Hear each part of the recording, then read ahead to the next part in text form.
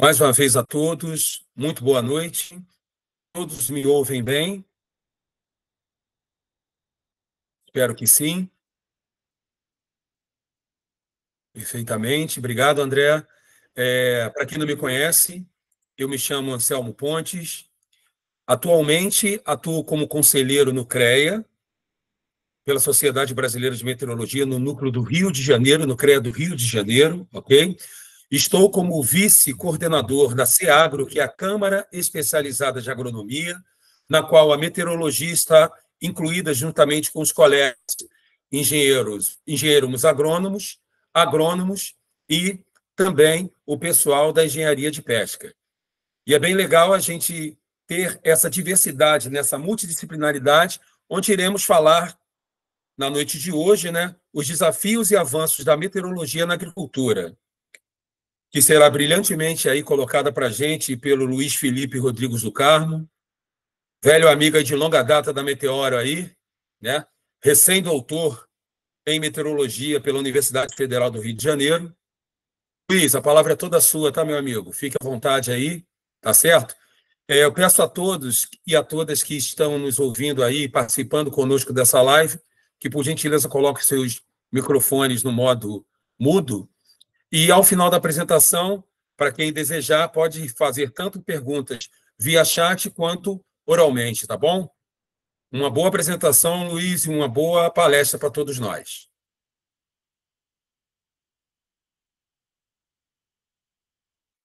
Luiz, a palavra é sua.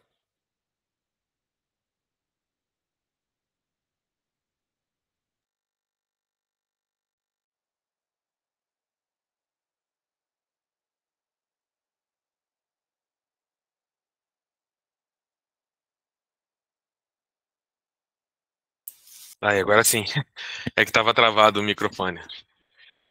Bom, boa noite a todos.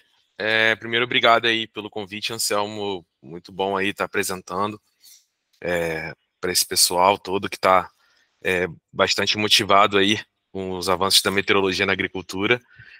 Eu vou falar, vai ser uma palestra assim que eu vou tentar falar bastante coisa, assim. Então, algumas coisas eu não vou aprofundar tanto, tá? Luiz, te peço E só um instantinho para eu falar uma coisa também muito importante. Pessoal, eu não sou o único meteorologista da Câmara Especializada de Agronomia.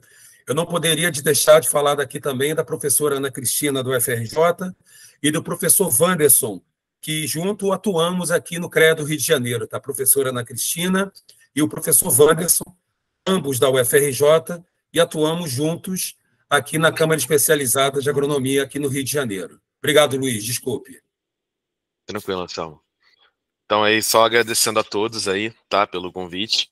E, bom, deixa eu me apresentar, o Anselmo já apresentou, uma parte. Eu me chamo Luiz Felipe, sou formado em meteorologia, fiz meu mestrado e graduação e doutorado também pela UFRJ. E já trabalho nessa parte de agrometeorologia já há bastante tempo, desde 2017, fazendo alguma consultoria aqui, pontual ali. Hoje eu trabalho na Atmos Marine, full time, trabalho lá como gerente de agrometeorologia e sustentabilidade, então a gente vem aí sempre trabalhando nessa área da agricultura. Então, vou começar primeiro dando uma introdução de como vai ser essa apresentação. Vou fazer uma introdução geral sobre agricultura e meio ambiente, como a gente pode relacionar isso, como esses dois entes vêm se relacionando, falar um pouquinho da sustentabilidade também. Vou falar um pouquinho sobre os índices agrometeorológicos que a gente vem aplicando, que eu venho aplicando ao longo da minha carreira e também dentro da empresa. Falar um pouquinho da parte de produção vegetal, produção animal, não só índices agrometeorológicos, mas voltados também à produção vegetal e animal, e falar um pouquinho do que o pessoal hoje vem falando bastante nas palestras, que é a parte de mudanças climáticas e crédito de carbono, só fazer alguns breves comentários em relação a isso.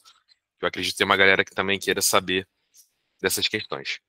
Bom, primeiro só dar uma breve introdução, breve mesmo, assim, não vou perder muito tempo nisso, para falar sobre agricultura. O que é agricultura, né? É a arte de você cultivar nos campos. E aí, isso é uma atividade de setor primário, ou seja, é utilizada para subsistência e comércio.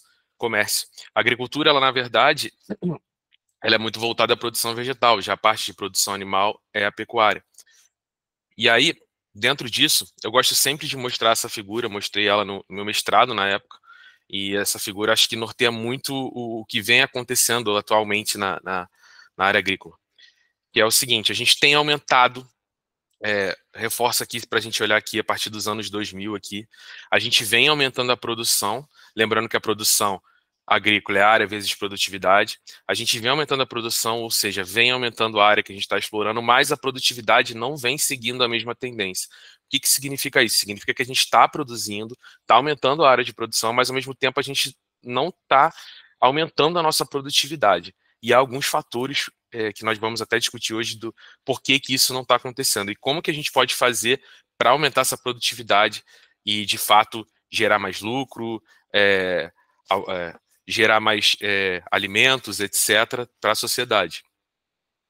E aí, eu vou elencar já alguns fatores relacionados à parte de meteorologia para ter essa queda da produtividade.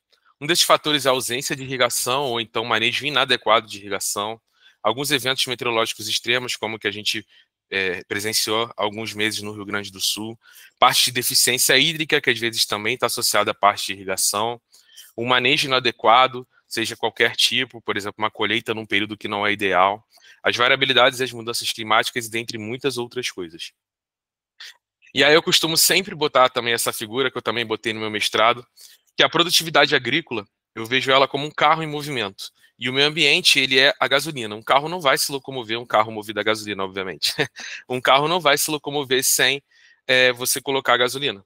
Então, o meio ambiente, ele é essa gasolina. A partir do momento que a gente não preserva, não cuida dele, esse carro não vai poder se locomover.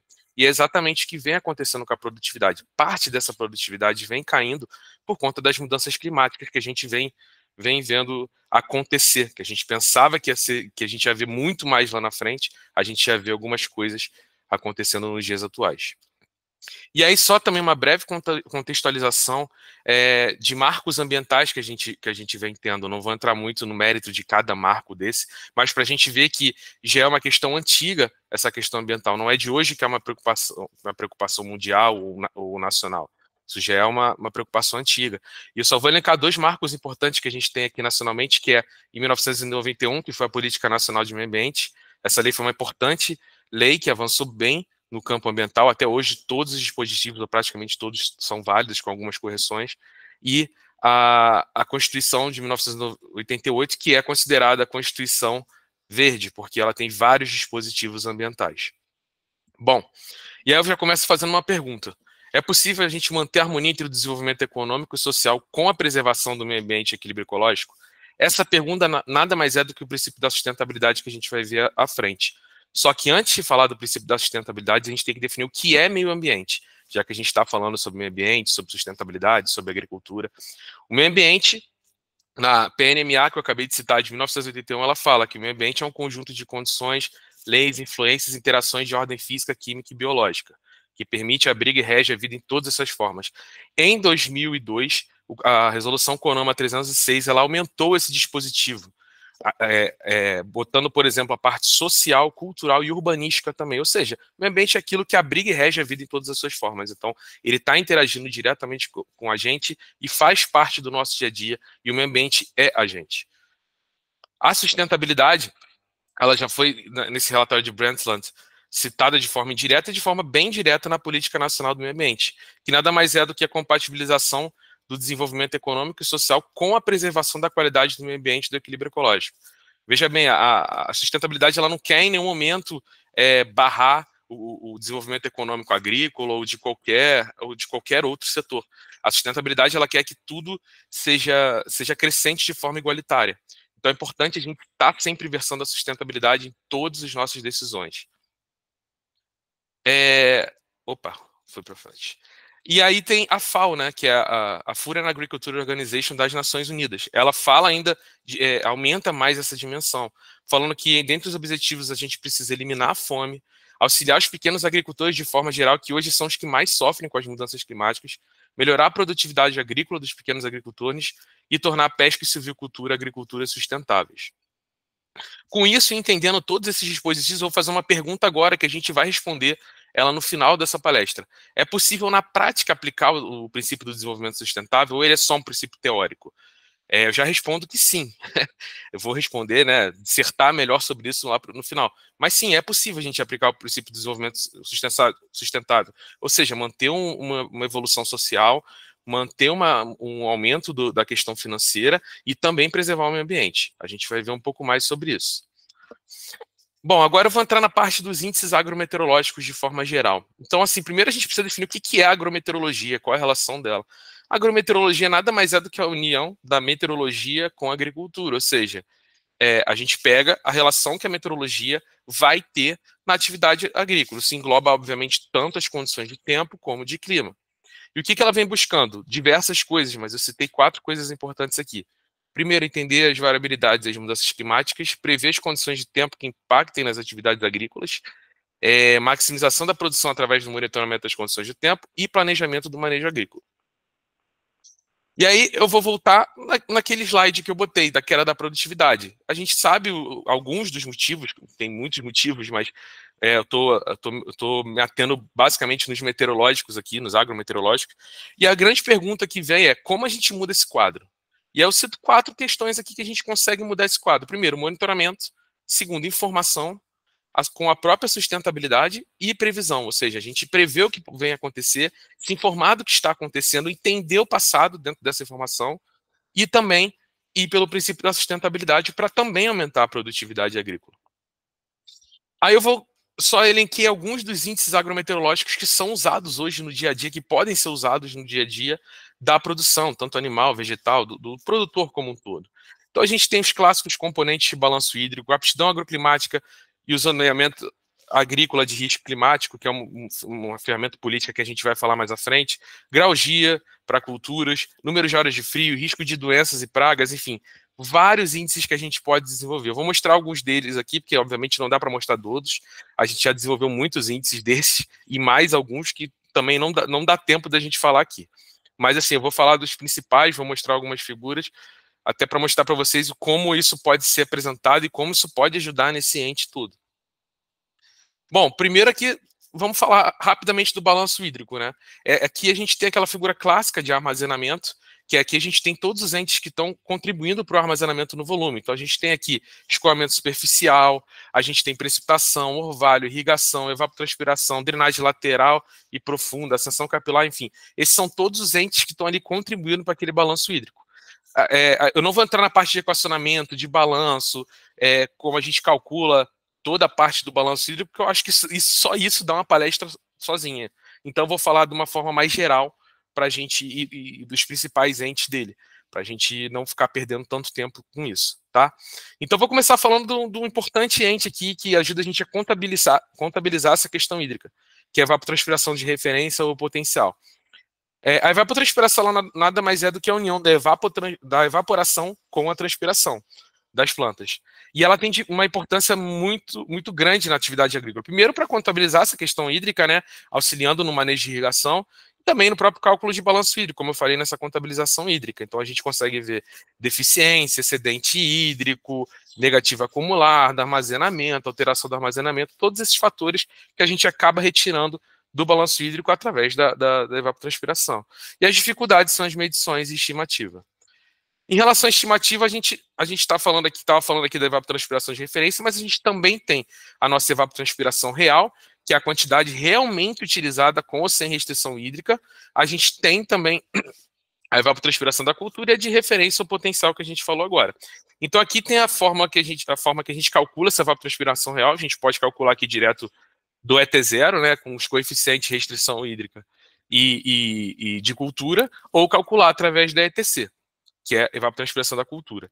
A evapotranspiração da cultura, ela nada mais é do que a evapotranspiração das culturas no campo com as condições ideais. E aí cada cultura vai ter o seu coeficiente de cultura. Então a evapotranspiração ela não vai ser igual para todas as culturas.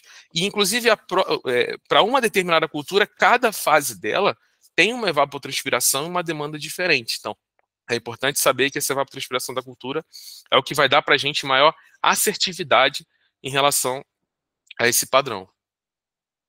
E tem a de referência. Aqui, a evapotranspiração de referência, se a gente for procurar na literatura, vai achar várias evapotranspirações aí de referência, ou potencial.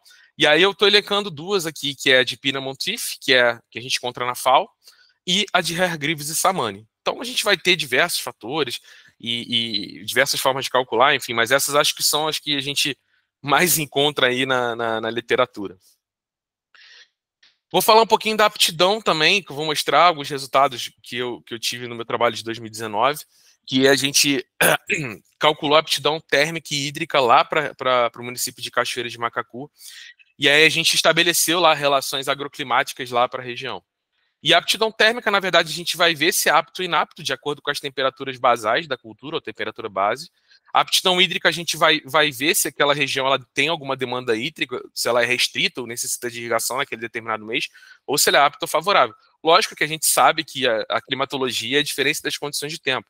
Pode ser que num determinado ano não siga a climatologia, e aí é importante a gente falar, ter a questão do monitoramento, da previsão, etc, etc. E para isso tem até o risco climático, o risco agroclimático. A gente vai olhar ali exatamente se há um risco maior ou menor em determinado mês.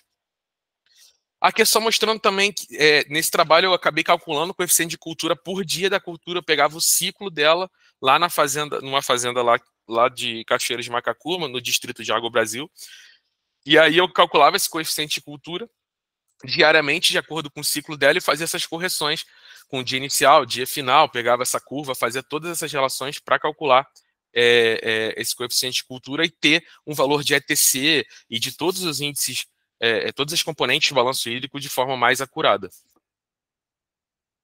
Eu vou falar aqui rapidamente também do zoneamento agrícola de risco climático. Como eu falei, ele é um instrumento de política agrícola, ajuda na questão do Proagro, na questão dos seguros agrícolas, ele é um importante instrumento, que é uma das grandes discussões que entra até na questão das mudanças climáticas, porque o ZARC ele vai acabar mudando com o advento das mudanças climáticas. Por exemplo, o mundo dos trabalhos mostram que a soja vai ter maior risco climático em várias regiões que hoje não tem um risco climático alto, ou seja, com essas mudanças, isso vai acabar influenciando no ZARC também, tá?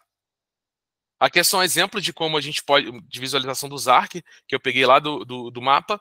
A gente vê aqui os riscos, por exemplo, de 20%, 30%, 40%. Então, por exemplo, quando você tem um risco mais alto e o agricultor, o produtor, realmente ele decide cultivar determinada cultivo dele, ele vai acabar assumindo aquele risco, porque ele sabe que teria um risco elevado. Então, o ZARC é um instrumento que vai ajudar nessa questão de determinar, por exemplo, se ele vai receber um determinado seguro ou não, enfim. É um instrumento muito importante. Bom, agora eu vou falei um pouquinho da parte teórica, assim, bem por alto, assim, de algumas coisas que eu vou apresentar aqui. Então, eu vou mostrar alguns resultados desse meu trabalho de 2019, primeiramente. Bom, essa aqui só para situar a região, para quem não conhece, assim, Cachoeira de Macacu é um município que fica bem aqui, tá? A gente vê que aqui está o Rio de Janeiro, ou seja, bem próximo do Rio ali, bem no pé da região serrana aqui. E a gente utilizou 2 estações aqui para a gente olhar esse dado lá de Cachoeira de Macacu na época. Aqui nesse trabalho eu botei aqui a média tanto de precipitação de temperatura lá para Cachoeira de Macacu, 2007, 2017. Aqui a gente consegue ver a sazonalidade bem estabelecida lá, aqui a precipitação e temperatura para a região. Lá na época a gente fez a aptidão agroclimática para várias culturas que tinham lá nessa fazenda. Então a gente pegou para goiaba, pegamos para laranja, enfim, várias culturas lá que a gente trabalhou. E aqui estou só mostrando um dos resultados, né? Porque não faz sentido mostrar de todos, acho que perder muito tempo de vocês de bobeira. Quem quiser até depois eu posso passar o trabalho, se tiver curiosidade de ver. Aqui mostrando o balanço hídrico, né? Mostrando basicamente, na verdade, o excedente e deficiente hídrico da goiaba lá para a região. Então a gente percebe aqui que essa é uma região que climatologicamente não tem restrição hídrica para a goiaba. E, consequentemente, ela também tem aptidão térmica. Então, ela é uma região totalmente favorável para cultivo de goiaba. E, de fato, nessa localidade, o principal cultivo é a goiaba, por isso que eu quis trazer, e na região também, como um todo, mas por isso que eu quis trazer a questão da goiaba. Com isso, a gente desenvolveu um calendário agrícola lá para o produtor, então ele consegue ter a noção do que ele pode plantar dentro das culturas que ele costuma plantar, qual o período e qual o risco agroclimático que a gente calculou a partir do ISNA para cada uma das culturas. Como eu falei, por exemplo, se a gente pegar a goiaba, ela tem risco baixo, mas a gente sabe que nessas épocas aqui, por exemplo, de agosto, setembro, outubro, a gente vai ter maior risco para a goiaba dentro dessa propriedade. Então isso é legal porque ajuda o produtor a fazer essa contabilização. Um outro trabalho que a gente fez foi só uma simulaçãozinha bem simples. Na época a gente usou o Brahms, pegamos uma precipitação do dia 26 aqui para ajudar no manejo de irrigação na localidade. Então, o que a gente fez? A gente rodou um modelinho lá com uma resolução de 25 quilômetros, se eu não me engano, e aí a gente rodou esse Brahms para ver só se tinha alguma previsão de precipitação. O que a gente fez com isso? A gente calculou a irrigação sem considerar a precipitação, a previsão de precipitação. Então aqui a gente vê para o dia 25 e 26, que a gente fez, que a gente rodou o modelo no dia 24, para o dia 25, 26, 27, 28, a gente viu que tinha uma irrigação diária sugerida para os próximos 2 dias. Quando a gente inferiu a precipitação, a gente via que tinha aproximadamente 10 e 20 milímetros previstos. Com isso, a gente desaconselhou o produtor, na época, a irrigar. E, de fato, ele não irrigou, a precipitação se confirmou, e aí a gente já começa a entrar um pouco naquela pergunta que eu fiz. Olha, se a gente usou a previsão meteorológica, previmos a precipitação, avisamos ao produtor, ele não aplicou a irrigação porque utilizou a água da precipitação, ele economizou o dinheiro dele, porque o processo de irrigação não é um processo barato. A parte dos recursos hídricos foi mantida, porque assim ele não precisou fazer um manejo de irrigação, logo ele não utilizou o recurso hídrico e ele rentabilizou tudo isso, ou seja, preservou o meio ambiente, economicamente foi melhor, e da parte social também, porque, ora, se o custo dele é menor, o custo do produto final que vai chegar na nossa casa, no supermercado, na nossa casa, vai ser mais barato. Então a gente está indo de acordo com o princípio da sustentabilidade, ou seja, ele está gerando maior produtividade para ele e a gente começa a resolver essa equação aí. Agora eu vou continuar, eu fiz uma parada aqui porque esses foram os resultados do meu trabalho de 2019, e agora eu vou falar um pouco de alguns índices que a gente desenvolve na Atmos Marine, e esses índices eles são desenvolvidos internamente para a gente e para outros clientes, e a gente tem índices que a gente desenvolve para o Sistema de Monitoramento de Alertas Agroclimáticos lá do Rio Grande do Sul, CIMAGRO. E também vou mostrar alguns índices que eu desenvolvi em outros trabalhos acadêmicos. Mas assim, eu estou norteando vocês para vocês entenderem mais ou menos o que eu vou apresentar agora. E aí, quando eu falo dos índices desenvolvidos, quando eu falo dentro da Atmos Marine, eu preciso falar do SOFIA. O SOFIA é uma modelagem híbrida que a gente usa, e aí ele utiliza vários padrões, vários modelos aqui, estação, sensoramento remoto, para fazer essa modelagem híbrida, utilizando também técnicas de machine learning. Então aqui eu dou um exemplo simples, onde a gente vai usar, por exemplo, estações meteorológicas, imagens de satélite, modelos de previsão numérica do tempo, modelos subsazonais, sazonais, a gente tem todas essas informações que já tem disponíveis e a gente roda internamente, aplica técnicas de machine learning, a gente faz essa composição híbrida, tem as nossas saídas de previsão, seja ela numérica, subsazonal, sazonal, e com isso a gente gera previsões agrometeorológicas, previsões de produção vegetal, mais especificamente. Aqui eu botei 3 exemplos que a gente tem: o Sofia Agro Café, Sofia Agro Soja, Sofia Agro Uva, e também alguns produtos de produção animal, que eu vou apresentar alguns desses produtos mais para frente. Então, vou começar apresentando aqui, a gente falou do balanço hídrico, apresentei lá a parte de excedente de eficiência, e vou apresentar, por exemplo, a evapotranspiração da cultura. Aqui a gente tem a evapotranspiração da videira na fase de florescimento, por exemplo. Esses produtos, eu botei até aqui do lado, eles estão disponíveis no site do CIMAGRO, e aqui o site da Atmos Marine, a gente também tem uma página nossa, que a gente pode disponibilizar, via pedido, requisição, que também tem esses produtos disponíveis, tá? Uma página nossa demo. E aí o que acontece? Aqui a gente tem a evapotranspiração das videiras na fase de florescimento, então esse modelo do Sofia aqui a gente está trabalhando com uma alta resolução, como vocês podem ver, ele tem resolução de 3 km, e aqui a previsão está lá no site do CIMAGRO, se vocês forem lá diariamente tem essas previsões. Aqui é um exemplo de uma previsão da rodada de ontem para sexta-feira, ou seja, para amanhã, tá? Do Sofia.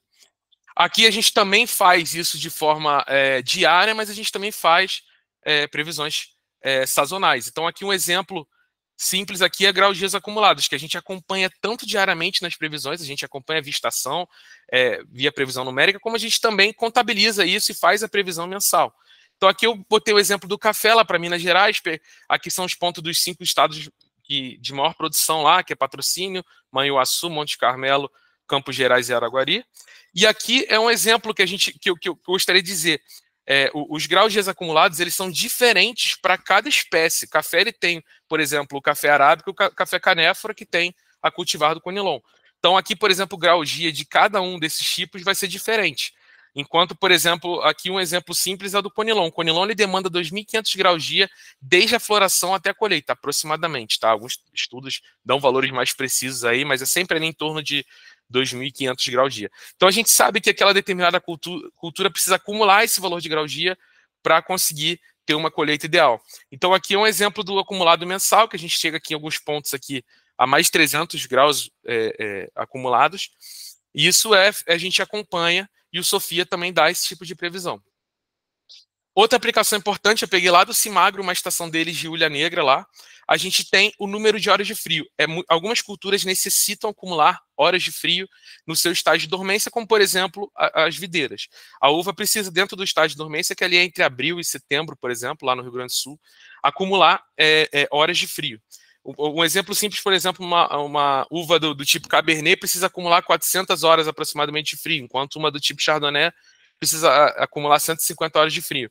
Cada uma tem uma demanda diferente, mas a gente contabiliza isso pegando números de horas de frio, por exemplo, a partir de 7,2 graus. Então você olha dentro daquele intervalo ali de dias, por exemplo, quanto que teve de horas de frio acumulado. Então aqui a gente tem um exemplo diário da estação de Ulha Negra, que a gente tem disponível lá. Então a gente olha esse valor diariamente de número de horas de frio acumulado, como a gente tem também uma visão mais espacial com todas as estações do Cimagro, estações do IMET aqui também, enfim, várias estações também do Concevit, que é um conselho de uva lá do Rio Grande do Sul. A gente tem aqui todas as estações e o número de horas acumuladas, tá? Número de horas de frio acumuladas. Tá? E aqui, por exemplo, a gente tem outros, né, obviamente, outras variáveis meteorológicas, precipitação, temperatura. Então, como eu falei, recomendo vocês visitarem o site, que é bem legal. O Cimagro está virando uma referência bem legal nessa área de agrometeorologia. Aqui eu mostrei também uma previsão do risco de ocorrência de geada, que a gente também tem via Sofia. E aí, essa previsão, por exemplo, eu fiz questão de pegar uma do dia 26 com a previsão do dia 27, que foi justamente quando ocorreu a geada. Então, esse também é um risco que está lá no site do Cimagro. A gente vê que, que a gente tinha um alerta de geada para a região, e de fato esse alerta aconteceu no dia 27, no dia 28, enfim, a gente mostrou lá exatamente isso, tá? Então, é o índice aplicado operacional funcionando e, de fato, gerando resultado, o resultado sendo satisfatório. Então, isso que é importante mostrar. Outra questão importante que a gente vem trabalhando, que vem tendo bons feedbacks, é na parte de doenças e praga das culturas. Então, a gente tem os nossos índices que mostram suscetibilidade a determinadas doenças ou pragas. Aqui um exemplo da ferrugem do café arábica. A gente faz isso de forma mensal. Mensual é mais difícil, controle, obviamente, mas você já sabe que uma região ou outra pode ter mais suscetibilidade, ou seja, no caso da ferrugem, por exemplo, pode ter mais precipitação, mais umidade em determinada região. Então, o produtor já sabe que aquele mês pode ser um mês que ele vai ter algum tipo de trabalho em relação a isso. Como a gente também tem esse valor diário, então a gente consegue ver aqui para o milho na videira, que também está lá no site do Cimagro, tá? Esse aqui a gente tem lá a condição de suscetibilidade do milho. Então a gente consegue ver aqui diariamente como é que estão as condições meteorológicas, condições agrometeorológicas para aquele determinado patógeno. Outra coisa importante, beleza, a gente notificou, temos o risco de determinada doença acontecer. O que a gente faz? Precisamos utilizar defensivos agrícolas. Como muitas vezes é feito, não há esse controle de, olha, vamos aplicar determinado defensivo aqui nesse momento, porque de fato o risco está aqui. Então, quer dizer, a verdade, muitas vezes você não tem dimensão ainda desse risco. Então, esse produto anterior ele já contabiliza isso e faz com que essa aplicação seja certeira, não aplique desordenadamente. Outro fator também importante é a janela de aplicação, ou seja, em que momento a gente vai aplicar. Então, a gente dá essa previsão horária, a gente é capaz de fornecer isso, a gente fornece lá no site do Cimagro, que a gente desenvolveu, a Atmos Marine, para o 2.4D, tá? E aí a gente pode fornecer isso para outros tipos de defensivo. E por que é importante você aplicar, por exemplo, nessa área verde? Primeiro porque você preserva o meio ambiente, porque quando você tem uma condição ali de estabilidade, a gente sabe que a gente vai manter aquele defensivo ali, vai fazer mal para quem está aplicando, vai fazer mal para toda a população ali no entorno. Além disso, você também não pode aplicar aquele defensivo e perder, porque aí você vai ter um problema, porque você aplicou, por exemplo, veio uma precipitação, tirou aquele determinado produto, você vai ter um problema porque vai ter que aplicar de novo no dia seguinte. Ou seja, esses dois índices, tanto o último que eu mostrei da parte de doenças e esse aqui, de novo, eles versam para o princípio da sustentabilidade, porque o produtor agrícola. Ele vai aplicar no momento certo, na hora certa, não vai prejudicar o meio ambiente, não vai perder dinheiro e a conta final dele vai ser maior produtividade. Então, isso é muito importante. A gente pode dar esse índice, por exemplo, espacializado, como a gente dá lá também no Simagro, e também em tabela, tá? A gente tem riscos, riscos também associados à produtividade, cálculos de produtividade também, que a gente olha para determinadas culturas como vai estar o risco para aquela produtividade. Então, a gente já pode acompanhar isso tanto diariamente, como mensalmente, semanalmente, decendial, acompanhar como está a produtividade da cultura para o agricultor, produtor agrícola, sempre está ali fazendo qualquer tipo de correção e acompanhamento. Aqui a gente tem um exemplo para o milho, mas tem para muitas outras culturas. Também temos produtos voltados à produção animal. Então, a gente tem aqui, colocando aqui inclusive um trabalho que a gente mandou agora para o Contec, em parceria aí. A gente fez um trabalho aí basicamente a 3 mãos.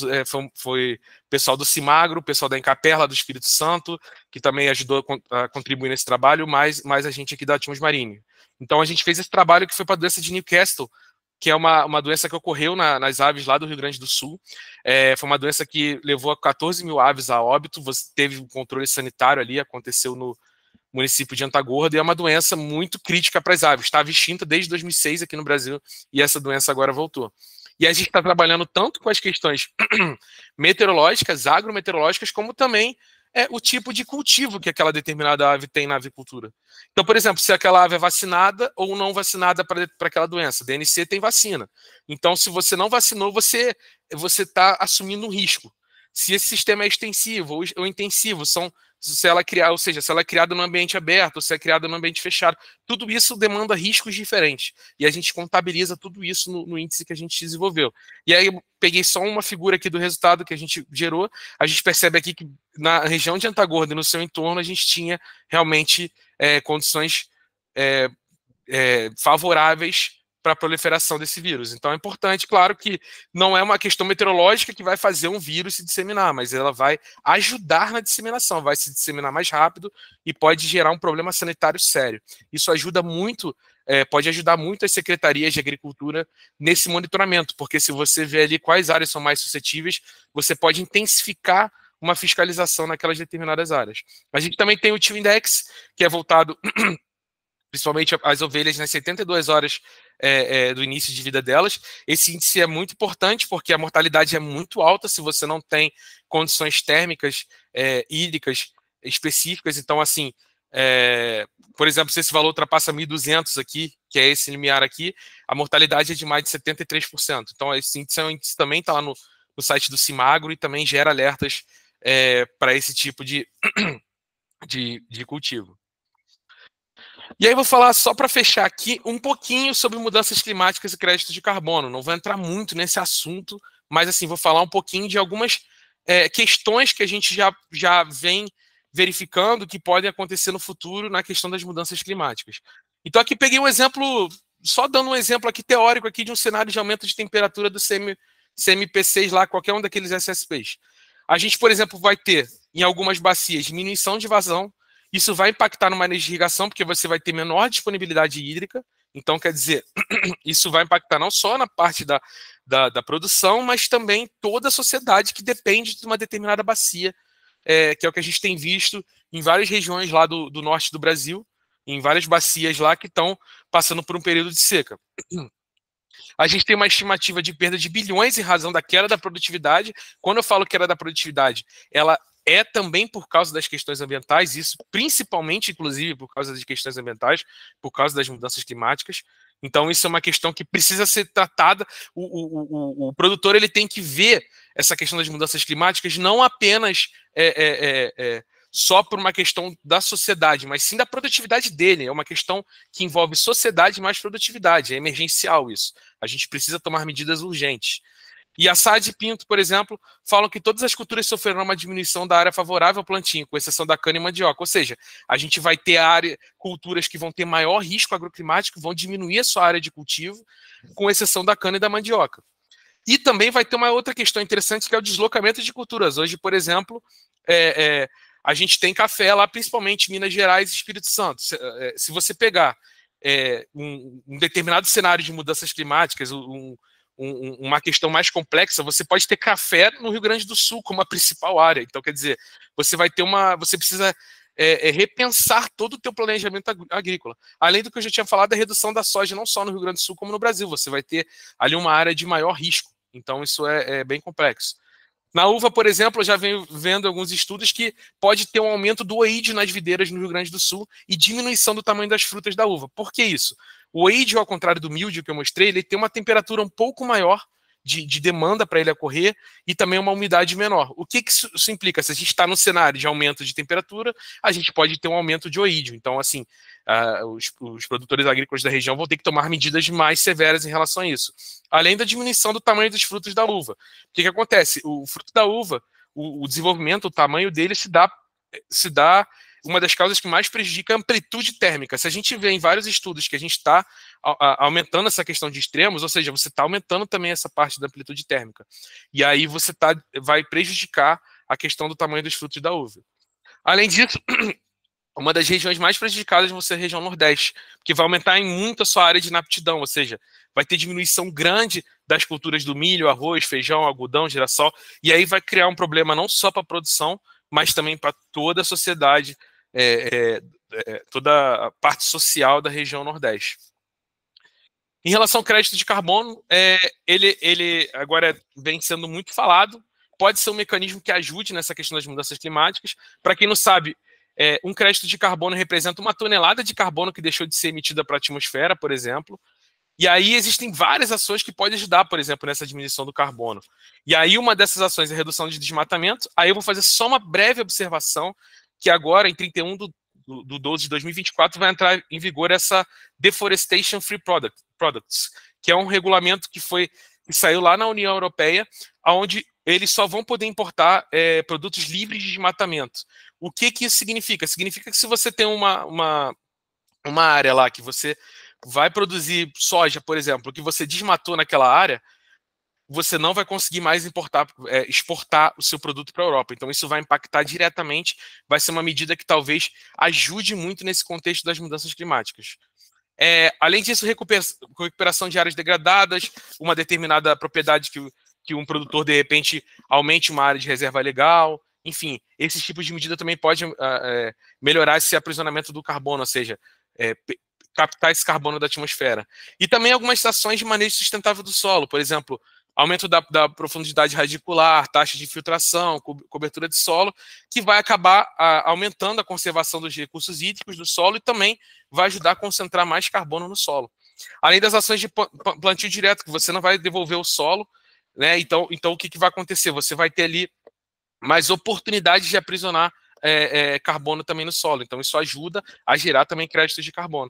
Além de uma técnica que já vem sendo aplicada, que eu acho bem interessante, que é o sistema de rotação de culturas. Por exemplo, utilizar soja e milho numa determinada... Você não ficar ali no hiato, sabe? Você ter duas culturas aplicadas na mesma região. Além do sistema de interação lavoura-pecuária, que também é muito interessante. Você tem ali a questão do metano na pecuária, mas quando você usa um sistema, uma integração de lavoura-pecuária, você está captando carbono, então você está dando uma equilibrada nesse balanço. Ou então, melhor ainda, que é a integração lavoura-pecuária-floresta. Bom, e aí vou fechando aqui respondendo aquela pergunta que eu fiz no começo. É possível, na prática, aplicar o princípio de desenvolvimento sustentável? Eu falei de algumas coisas, mas vamos elencar isso aqui. Primeiro, aplicação de defensivos no período ideal, sem desperdício de produto, sem prejudicar o meio ambiente e saúde. Como eu falei, a gente aplica apenas quando é necessário e na região que é necessária. Se você trabalhar com uma alta resolução, tiver, por exemplo, dados ali na sua propriedade, você utilizar assessoramento remoto com uma alta resolução, você consegue ter um pouco melhor ainda essa noção de você, eu vou aplicar só nesse talhãozinho aqui que realmente está em risco, o outro talhão não está em risco. Então isso vai ajudar muito na parte do desenvolvimento sustentável. Evitar a proliferação de pragas e doenças na lavoura, porque afinal, se a gente tem noção de quando vai ter, a gente vai poder aplicar, vai poder evitar isso, vai gerar produtividade e maximizar os lucros. Além disso, você determinar a exata data da colheita com esses índices agrometeorológicos estabelecidos, a gente tem produtos de previsão de safra, grau G, etc., a gente também maximiza a produtividade. E na parte da produção animal, também evitar a proliferação de doença, mantendo sempre o bem-estar e saúde do animal, e evitar desconforto térmico, também com os índices de conforto térmico, mantendo as melhores condições de saúde animal, evitando que tenha óbitos e também perda na produtividade, tá? Por exemplo, vacas leiteiras, quando estão sobre algum desconforto térmico, elas não vão dar leite como deveria, por exemplo. Então, assim, isso são questões que a gente precisa trabalhar bem. E aí, acho que já até me estendi bastante, mas assim, além de atender as questões de desenvolvimento sustentáveis, a gente atende a legislação ambiental. Vou só citar, por exemplo, esses dois dispositivos aqui do artigo 2º, que é a racionalização do uso do solo, do subsolo, da água e do ar, ou seja, a gente vai estar ali numa dinâmica muito boa, a questão hídrica, né, irrigando só no momento que deve irrigar, fazendo isso, essa composição com precipitação de fatores, e a planejamento e fiscalização dos usos de recursos ambientais. Com toda essa dinâmica, isso também pode ajudar na outorga, né, e isso pode ser muito importante para nortear a parte do manejo de irrigação, outorga ambiental, tudo isso. E como eu falei, eu aconselho vocês, recomendo visitar o site do Cimagro lá, tá? É um site bem interessante, eu falei nem 10% do que tem lá, isso são só algumas coisas. E a gente também tem nosso site aqui, como eu falei, se vocês quiserem mandar um e-mail para a gente aí da Atmos Marine, a gente também tem aí nosso site demo, que a gente tem também composição, vários produtos de diversas culturas, parte de pecuária, enfim, defensivos, tudo, tá? Bom, é isso. Agradeço aí mais uma vez a oportunidade. Luiz, nós que agradecemos. Muito obrigado, Luiz. Nós que agradecemos aí essa belíssima apresentação, né? Uma palestra técnica realmente de altíssima qualidade, sem nenhuma sombra de dúvidas. Muito obrigado aí pela sua disponibilidade e por transmitir e compartilhar conosco os seus conhecimentos. Perfeito? Agora eu abro para todos e todas que tiverem vontade de fazer alguma pergunta ao nosso palestrante, que fiquem à vontade. Quem já levantou a mão primeiro? Na verdade, eu vou começar aqui com a pergunta do Matheus Brito de Oliveira da Silva. Ele te parabeniza, né, pela apresentação e considerando a oleicultura como base na agricultura fluminense em conjunto aos cenários da predominância de pequenos e médios produtores. Na sua opinião, quais são os maiores desafios e potencialidades para tornar as soluções de agrometeorologia mais acessíveis no cenário fluminense? Luiz? Matheus, obrigado aí pela pergunta. Um grande desafio, inclusive eu não botei, tem até nessa apresentação, estava lá comentado que eu falei isso até quando eu defendi meu mestrado em 2019, acho que foi 2019. Eu falei isso, que se não me engano, até o professor Maia, que eu vi que estava por aí também pela área, e fez uma pergunta e eu vou falar isso de novo. Eu acho que o grande desafio são os pequenos e médios agricultores, tá? Quando eu fiz meu mestrado, eu fui justamente nos pequenos e médios agricultores, fiz vários trabalhos com eles, e a gente vê que há uma defasagem de como passa essa informação. Você falou da olericultura, mas isso vale para vários outros tipos de culturas, tá? A FAO, inclusive, fala que um dos grandes desafios é esse, é você fazer com que essa informação chegue ao pequeno e médio agricultor. Eles são os que mais sofrem nesses adventos de mudanças climáticas, porque aquilo é o sustento deles, é a subsistência deles. Então, assim, é uma questão muito complexa, e eu acho que a gente, como sociedade, aí eu vou me botar um pouco no papel de cientista, né? Vou sair um pouco da parte de empresa, me botar aqui como papel de cientista. A gente tem que fazer com que a informação, os artigos científicos que a gente publica, tudo que está na literatura chegue aos pequenos produtores, sabe? Eles querem essas informações e muitas vezes não conseguem. Então, assim, são áreas mais remotas, é muito complexa a situação. Mas eu acho que um caminho é a gente tentar medidas, trabalhos de extensões, universidades irem até os pequenos agricultores. Enfim, é uma questão bem complexa, mas eu acho que essa é uma solução, chegar até eles. Partir da gente e deles também, mas a gente sabe que a iniciativa deles, falta muito da gente como academia chegar até essa ponta final, que é a que mais sofre, somente nesse advento de mudanças climáticas, que é o pequeno produtor. Perfeito, Luiz. Alguém tem mais alguma pergunta?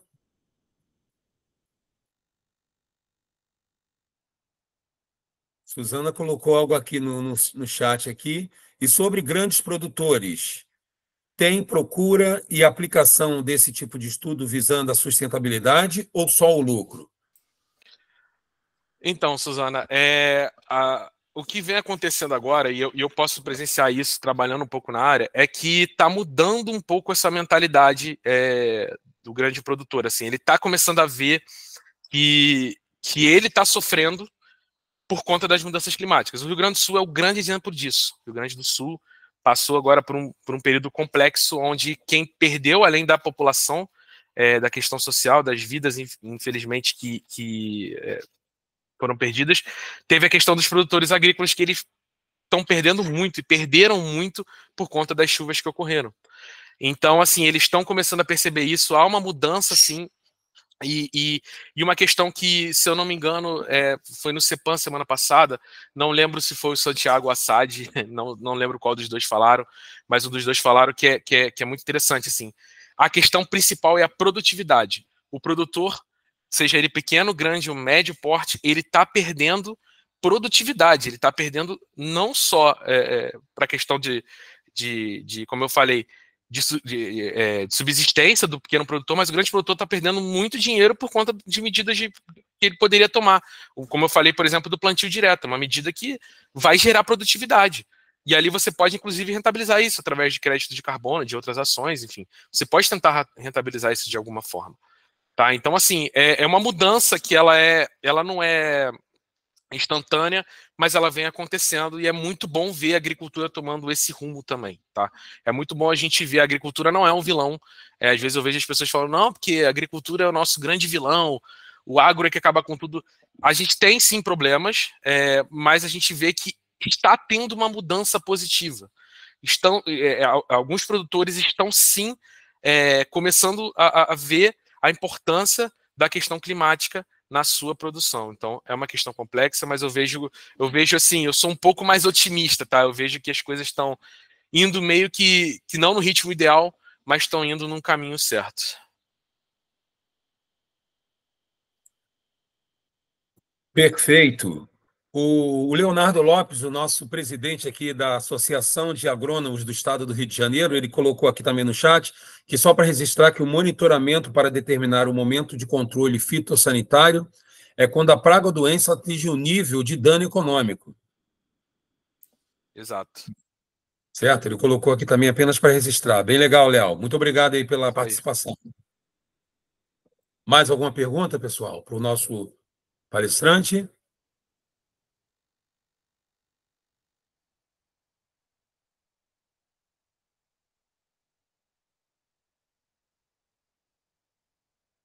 Professor Luiz Maia aqui.